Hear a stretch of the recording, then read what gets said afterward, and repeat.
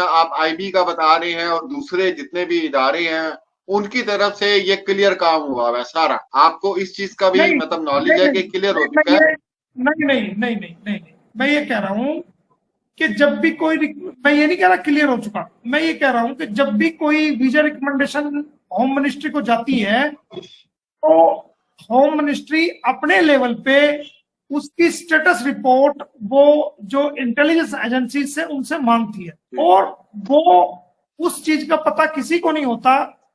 सिर्फ जो रिकमेंडेशन करता है उसके पास फोन आता है, उसके पास क्लियरेंस के लिए सीआईडी के लोग आते हैं और वो पूछते हैं कि आप इसको बुला रहे हैं, तो हम उसमें बाकायदा जवाब देते हैं कि हाँ हम इसको बुला रहे हैं और इसकी सारी रिस्पॉन्सिबिलिटी हमारी है। तो जो हमारा वर्क है वो हम कर चुके हैं, और जो सरकार का वर्क है अंडर प्रोसेस वो अपना कर चुके हैं। सिर्फ हमें जो वेट है वो मिनिस्ट्री ऑफ होम की एक मेल का, जो कि mail high commission of India Islamabad जाएगी, और उसकी सीसी जो है मोमिन मलिक को होगी। तो जल्दी हम रास्ता कायम करेंगे। आज हमने जानबूझ के नहीं किया क्योंकि ऑफिसर्स बिजी थे। कल जो है हम उसका रास्ता कायम करेंगे, उनसे कांटेक्ट करेंगे और स्टेटस मालूम करेंगे कि उसमें कितना समय और लग सकता है। एक मेल का इंतजार है, चाहे वो 1 सेकंड में आ जाए, चाहे वो 10 दिन में आ जाए, चाहे वो 5 दिन में आ जाए, तो वो होगा। उसमें विचार चल रहा है और उसमें मिनिस्ट्री ऑफ होम अपनी तरफ से डिसीजन लेगी। अच्छा सर, इसमें मेरा मेरा एक क्वेश्चन है कि जिस तरह आप बताते हैं कि बहुत से पाकिस्तानी भाई हैं वो भारत में आए, उनका जो भी गवाही थी कुछ भी था दे के वो चले गए, और फिर इस तरह अगर पाकिस्तान में इस तरह कोई भी जरूरत, तो सर कभी कोई ऐसा हुआ है, कोई ऐसी आपको मुश्किल पेश आई है कि पाकिस्तान से भारत आने के लिए किसी के लिए बहुत मुश्किल का आपको सामना करना पड़े, या उसको क्लियरेंस ना मिल रही हो, कोई एक ऐसा भी कोई केस नहीं आपके नहीं सामने आया? नहीं, रूटीन प्रोसेस है। मैं समझौता बॉम्ब ब्लास्ट आपका हुआ था यहाँ पानीपत में, उसमें 68 लोग मारे गए थे, जिसमें ज्यादातर लोग जो पाकिस्तान के मरे थे।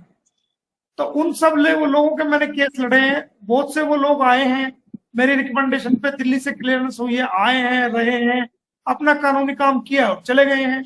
मेरी सब रिस्पॉन्सिबिलिटी पे आए हैं, सारा रिकॉर्ड है उनका, हमारे सरकार के पास भी रिकॉर्ड है। तो कोई परेशानी का सबब नहीं है, ये रूटीन प्रोसेस है। और भारत सरकार किसी का भी जायज काम नहीं रोकती है। गुलाम हैदर का भी जायज काम है, उसको अपने बच्चों से मिलना है, केस में शामिल होना है, कोर्ट में पेश होना है और अपनी कानूनी लड़ाई को रखना है, अपनी बात को रखना है। तो भारत की सरकार ऐसा नहीं कि गुलाम हैदर को मना कर देगी, नहीं। भारत की सरकार कभी भी जायज मांग को किसी भी व्यक्ति की, चाहे वो पाकिस्तान का है चाहे किसी भी दुनिया के किसी कोने का भी है, भारत की सरकार, भारत के हमारे अधिकारी जो है वो न्यायप्रिय अधिकारी हैं। वो सही और गलत को समझते हैं, इंटेलिजेंट लोग हैं, वो फर्क को समझते हैं, वो जायज और नाजायज को समझते हैं। तो हमारा जायज खोज है, जनमन खोज है, वो समझेंगे तो वो वीजा मिलेगा उसको। जी जी इंशाल्लाह जरूर। अक्सर एक और चीज अक्सर लोग कहते हैं, आपस में डिस्कस भी करते हैं कि एक एहतजाज तो सोशल मीडिया पे चल रहा है, हर शख्स आवाज उठा रहा है, मतलब 99% वो लोग हैं जो गुलाम हैदर के हक में हैं, 2-3% वो हैं जो सीमा हैदर के हक में हैं। मैंने कहीं पे ये डिस्कशन होती भी सुनी और आपस में लोग बात भी करते हैं कि सर अगर प्रैक्टिकल ये अगर एहतजाज होता तो इससे कोई असर पड़ सकता है, जैसे ही अभी केस हुआ है डॉक्टर मोमिता का और प्रोटेस्ट किया गया है, लोग बाहर निकले हैं, आवाज उठाई है, तो आप समझते हैं कि अगर इसके अंदर ये एक मूव की जाती है या प्रैक्टिकल एक प्रोटेस्ट किया जाता है तो क्या इससे कोई असर पड़ सकता है केस पे, पॉजिटिव असर, पॉजिटिव? नहीं नहीं नहीं, ऐसा कुछ नहीं है। ये तो रूटीन प्रोसेस है, लीगल प्रोसेस है, वो कानूनी तरीके से होगा। किसी प्रोटेस्ट से उससे कुछ नहीं होगा। और ये लीगल चीज, मामला जब कोर्ट में पेंडिंग होता है तो कोर्ट द्वारा ही हल होता है। तो उसमें जी जी वो चल रहा है, प्रोसेस हो जाएगा सारे काम, कोई दिक्कत नहीं है। बच्चों के हमने ऑर्डर पहले भी कहा है, हमने करा के रखे हुए हैं। गुलाम हैदर के आने का वेट है, आएगा तो उसकी मुलाकात भी कराएंगे, उसको दिलवाएंगे भी और सारी चीजें चलेगी। वो एक एक चीज की खबर आपको मिलती रहेगी, लेकिन पहला सवाल ये है कि वो आए तो भारत में उसकी एंट्री तो हो, तो उसकी कोशिश कर रहे हैं हम। और जी भारत सरकार उस पर विचार कर रही है। भारत सरकार को सीमा का भी पता है, उसके सपोर्टरों का भी पता है, कितने पानी में कितनी इनकी वैल्यू है भारत जी में उसका भी पता है, हमारी कितनी वैल्यू है हमारा भी पता है, कितना जेन्युइन कोच है वो भी जानते हैं। तो ये चीजें हैं, तो वो चलती अच्छा रहेंगी। सर कुछ लोगों का मानना है कि इसमें पॉलिटिकल जो लोग हैं, बड़े बड़े लोगों का हाथ है। तो मैं तो समझा समझा के थक गई हूँ, लेकिन एक बार आप थोड़ा सा अगर क्लियर कर दें, क्योंकि आप पहले भी ऑलरेडी क्लियर कर चुके हैं, लेकिन लोग मानते नहीं है। क्योंकि लोग ये सोचते हैं कि नहीं ये बोल रही है या अलाना बंदा बोल रहा है, फलाना बंदा बोल रहा है, जब तक आप नहीं बोलेंगे तो लोगों को समझ में नहीं आता है। तो क्या ये पॉसिबल है सर कि जैसे अभी ये केस यहाँ पे उत्तर प्रदेश में चल रहा है, तो बहुत सारे लोगों का कहना है कि योगी जी की शरण में आई है, तो योगी जी का हाथ है इसमें। और मैंने अभी भी थोड़ी देर पहले एक किसी लाइव में सुना है, इसलिए मैं ये क्वेश्चन पूछ रही हूँ। देखिए ऐसा है, हमारी जो सरकारें हैं, जो हमारी भारत की सरकार है या हमारी स्टेट की जो सरकारें हैं, वहां पर कोई भी अगर मसला होता है, कोई भी मामला होता है जो सब जुडिस होता है, जब मामला कोर्ट में पेंडिंग होता है, तो जो माननीय अदालत का फैसला आता है वो सरकारें मानती है, उसको उस पर काम करती हैं, क्योंकि जुडिशरी सुप्रीम है और जो एडमिनिस्ट्रेशन है वो अलग चीज है। कार्यपालिका और न्यायपालिका में बहुत डिफरेंस है। कार्यपालिका कभी भी न्यायपालिका में जुडिशरी में इंटरफेयर नहीं करती है, और इसी प्रकार जुडिशरी जो है वो कार्यपालिका में इंटरफेयर नहीं करता है।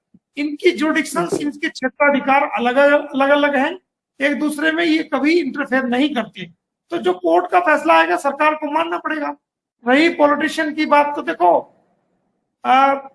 जो हाईलाइट मुद्दे होते हैं उनमें कहीं ना कहीं किसी ना किसी रूप में कुछ लोग ऐसे जुड़े होते हैं जो उनके, अब जैसे उसका भैया है वो कहीं कहीं जाता है, किसी राजनीति के पास चला, वहां चला गया, वहां चला गया, जाता रहा, उससे हमें कुछ फर्क पड़ने वाला नहीं।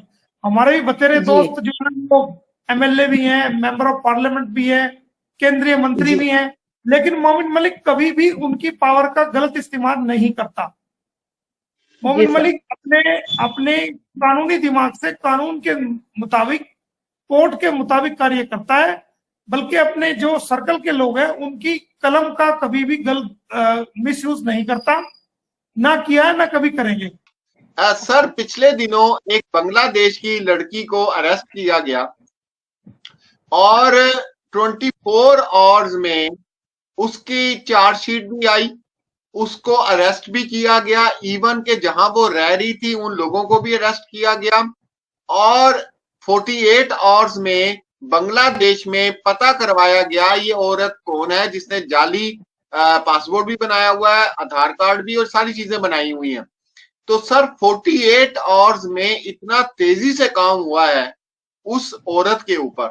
हमारा सिर्फ छोटा सा क्वेश्चन, ये आखिरी क्वेश्चन है कि सर एज अ लॉयर आप क्या समझते हैं कि सीमा हैदर और ये जो केस जिसमें इतनी जल्दी काम हुआ और सीमा हैदर में इतना डिले क्यों हुआ? बस ये आखिरी क्वेश्चन है सर, आप क्या समझते हैं?